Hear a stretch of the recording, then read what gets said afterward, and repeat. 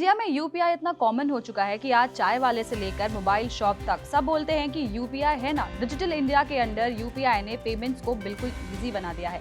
Cash और cards धीरे धीरे बैकग्राउंड में जा रहे हैं, लेकिन इस सक्सेस स्टोरी के पीछे एक सीरियस प्रॉब्लम छुपी है जिसे यूनियन बजट 2026 में इग्नोर करना मुश्किल हो सकता है।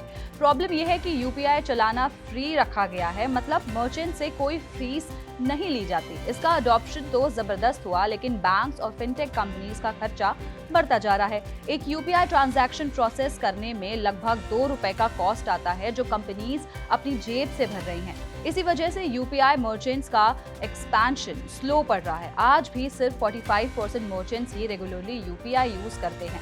कई एरियाज में पोटेंशियल बहुत ज्यादा है, लेकिन नए मर्चेंट्स जोड़ने के लिए ट्रेनिंग देने और फ्रॉड कंट्रोल जैसे कामों के लिए कंपनीज के पास पैसा नहीं बचता। फोन पे जैसे बिग प्लेयर्स ओपनली बोल रहे हैं कि करंट मॉडल लॉन्ग टर्म में सस्टेनेबल नहीं है।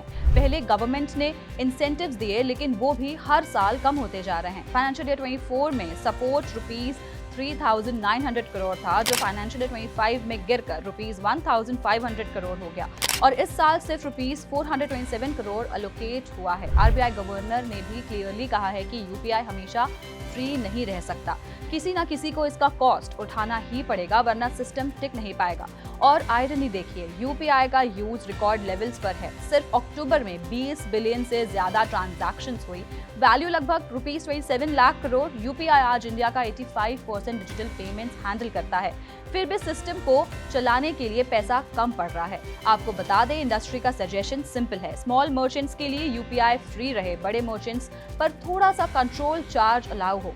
इससे सिस्टम सेल्फ सस्टेन बन सकता है और गवर्नमेंट का लोड भी कम होगा। ओवरऑल अब सबकी नजर बजट 2026 पर है। अगर यहाँ कोई क्लियर सॉल्यूशन नहीं आया तो यूपीआई का ग्रोथ स्लो हो सकता है।